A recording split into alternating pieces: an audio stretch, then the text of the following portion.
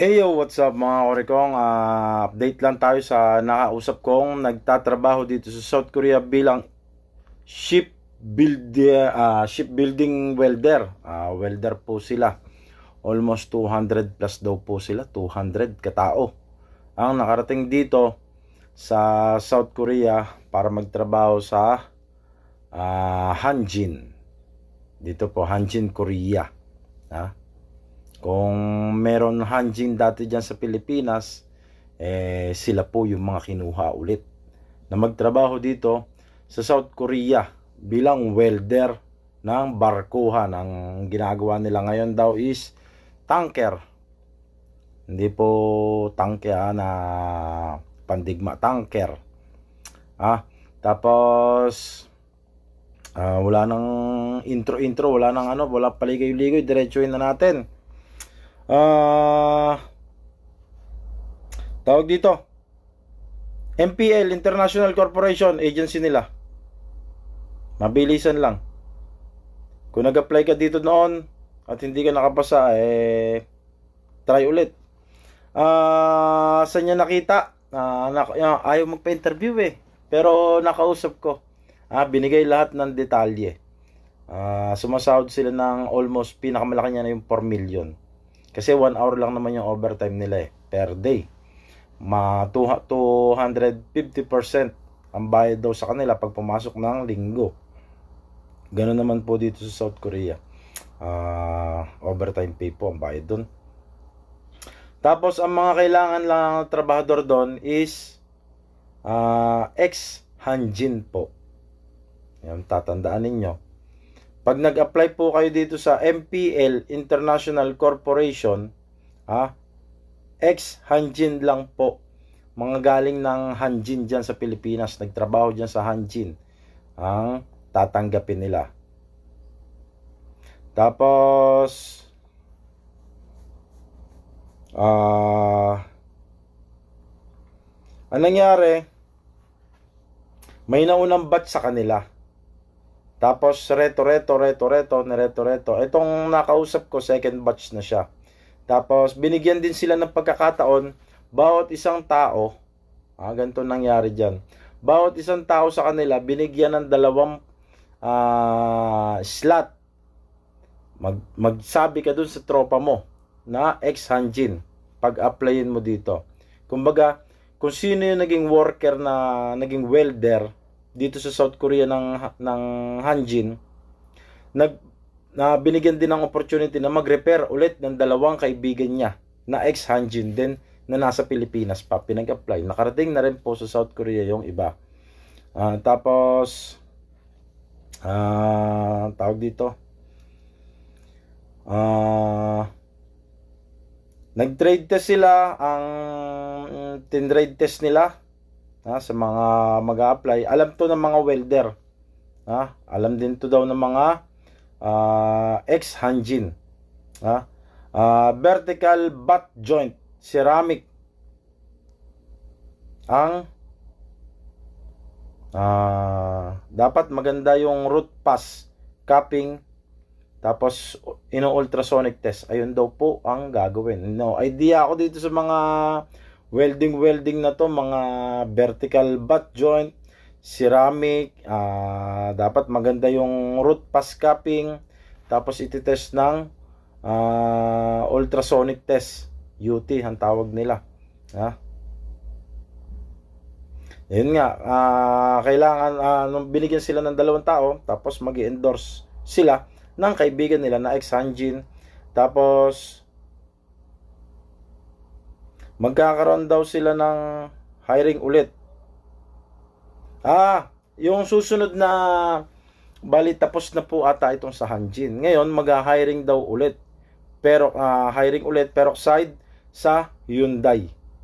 Abang po kayo. Pero mga ex-Hanjin pa rin siguro kukuhanin dito Hyundai naman na barkuhan ang kukuha. Yang MPL pa rin ang kukuha. Kaya mag-abang po kayo na mga ex-Hanjin na nagtrabaho. Ang visa po nila is 1 year visa. Renew. Wala pa naman nare-renew dahil first time pa lang po sila Wala pa nakakauwi, wala pa nakakatapos ng kontrata. 1 year ang visa. E7 po, automatic ang visa nila. Skilled worker po. Nag-apply sila noong February 22. Itong February lang nakaraan. February 22, nag-trade test. February 27, final trade test. March 1, April 27 nakaalis. Isipin mo, February, March, April. 2 buwan lang nag-apply, nakaalis na kaagad. Kaya follow nyo po yung page ng MPL International Corporation. May post sila nung nakaraan, hindi ko napansin, mga electrician naman po, barkuhan din po.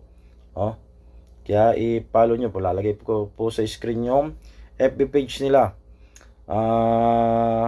Gastos lang, pamasahe at notaryo lang na requirements. Passport, certificate of Hanjin. Hinahanap yan, certificate of employment galing sa Hanjin. Mga requirements, ang ginastos nga lang talaga nila, pamasahe lang at notaryo, nirepand pa daw yung iba. Tapos yellow card, PIOS, IREG, medical, walang Korean language test, walang Korean aral-aral. Sana all nakarating ng South Korea nang hindi nag-e-exam. Ang sahod nila 2.7, yung nakausap ko naman 2.8. 1 hour ang overtime nito. Basic lang po yun. Pag may overtime, pumasok ng Sabado, pumasok ng 1 oras na overtime, umabot po ng 4 million po. Kakaltasan pa po sila ng ibang, kagaya namin, may kaltas din po sila. Kinakaltasan din po sila ng mga benefits na pwedeng tawag dito, makuha ata yung iba nun. Kagaya na sa Cookmin, Tegicom namin, ganon. Tapos pagkaltas na po lahat, 3.4 million. Ang 1 million po is 42,500 pesos. Sabihin natin ganon. Mababa nga yung 41,800 lang eh. Sabihin natin 42,000 ang 1 million. Times 3 mo. Magkano yun? Kayo na magbilang. 3.4 million ang sahod. Tapos dumating sila dito nga na walang gastos, pero salary deduction sila. May babayaran dito na 2 million won. Kumbaga yung ginastos sa pang-training nila, mga gastos lahat-lahat, 2 million won po ang binayaran nila. Magkano yon? Nasa 84,000 pesos lang ang binayaran nila para makaalis. Tapos sasahod ka naman ng 3.4, edi kahit i-cash mo na yon buwan-buwan. I-cash mo na lang 1 buwan yung sahod mo na yon. Yung tawag niya, placement fee na yon. Pero kakaltasin po yun ng 10 buwan. Edi 200,000 monthly ang kaltas nila. No, walang problema, hindi mabigat yun. Kung ganun kalaki ang sinasahod. Linis nga nila is 3.4 million na. Tapos bahay nila, pagkain, tanghalian lang libre. Libre bahay, kuryente, tubig, internet. Ang almusal nila wala po. Ayan po ang walang bayad ang bahay nila, pagkain walang bayad. Gagastos lang sila ng personal nilang bisyo or pagkain kung gusto nilang may kainin silang masarap. Tapos lahat transportation, malayo daw yung bahay nila sa shipyard. Tapos may bonus sila 70,000 won every holiday. Qualification sa mga ex-Hanjin, hindi porket ex-Hanjin ka matatanggap ka na. Ito po yung mabigat. Kung ex-Hanjin ka, alam mo to dapat. Ang mga mahabang experience, Q3, Q4, kung alam nyo po yan. Ayan po ang tinatanggap doon, Q3 at Q4. Kung wala ka dyan sa level na yan, sorry po. Pero subok, malay mo, swertehin ka. Ang pinakamalupit, 50 years old, nakapasok pa ng South Korea bilang shipbuilder. Ha? Tapos itong kausap ko, 42 years old na po. Wala pong age limit ata ito. Hindi ko naman naitanong kung walang age limit kung may age limit. Kasi, isipin mo yung 50 anyos, samantalang kung EPS ka, papasok ka ng shipbuilding, mag-e-exam ka pa, hanggang 38 years old lang ang pwede. 18 to 38 years old. Dito naman, basta mahaba ang experience mo sa Hanjin na nagtrabaho ka doon, mataas yung level ng expertise mo sa pagwe-welding, madali ka makakapasok. Na? MPL, International Corporation. Meron pa pong isang agency, wag ko na lang daw banggitin. Wag ko na lang banggitin.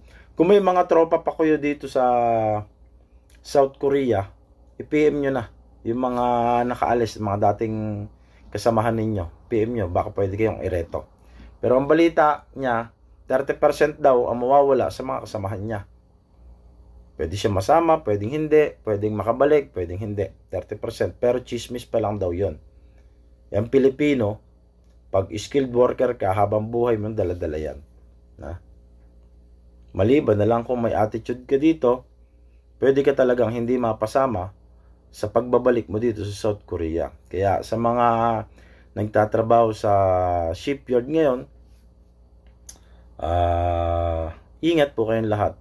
Kayo na po ang pinagpala sa lahat ng pinagpala dito sa South Korea. Ang laki ng sahod ninyo, ang laki ng basic salary ninyo, 2.7, 2.8.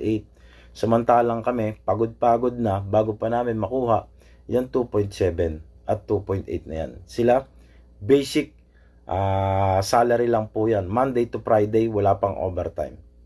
Nagiging 3.4 po ang sahod nila pag pumalo na po pag may overtime na po. Yun. Sa seasonal shipbuilding po, hindi ko pa sila nakakausap ng ayos. Abang po sa vlog natin, pero basta mag-open na lang po ako sa inyo pag okay na po ang MOU nila. Ayoko pong maglabas ng information about sa seasonal shipbuilding kung wala pang kompletong detalye. Kasi mamaya may mangyaring hindi maganda. Wag naman sana, kasi maraming umaasa dito. Pero abang po, maganda po yung plano na yon para sa shipbuilding. Dadami pa po ito. Good luck and God bless sa lahat ng aplikante ng welder dito, papunta dito sa South Korea. Marami rin pong bansa kayong pwede pagpilian. May Canada, may New Zealand. Ang pinsan ko po nasa New Zealand, ang laki na sinasahod. Almost 750 pesos per hour. Kaya lang malaki din naman yung cost of living doon. Same lang naman din dito. Kaya lang kagandahan dito, libre ka sa lahat. Ang kagandahan naman sa ibang bansa, sa New Zealand, sa Canada, pag welder ka, pwede mong dalhin ng pamilya mo. Hindi kagaya dito, kahit E7 ka, pahirapan pa, visit visa lang. Good luck and God bless sa lahat ng aplikante, seasonal farm worker, seasonal shipbuilding, welder, factory worker dito sa South Korea. Ingat po. Hangad ko, pinagdadasal ko na makarating kayong lahat dito sa South Korea. Kita-kita po tayo. God bless.